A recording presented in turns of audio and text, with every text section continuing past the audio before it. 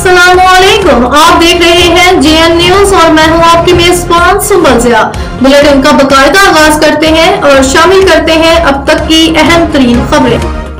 खबर शामिल करते हैं उमरकोट से। District reporter JN news Mohammad Bachal की रिपोर्ट के मुताबिक मुल्क भर की तरह जिला उमरकोट में भी शौम जश्न आज़ादी जोशो जज्बे के साथ मनाया गया। इस सिलसिले में कौमी परचम कशाई की मरकजी तकरीब जिला हेडक्वार्टर के government boys degree college Umarkot के ग्राउंड में मुनक्किद की गई।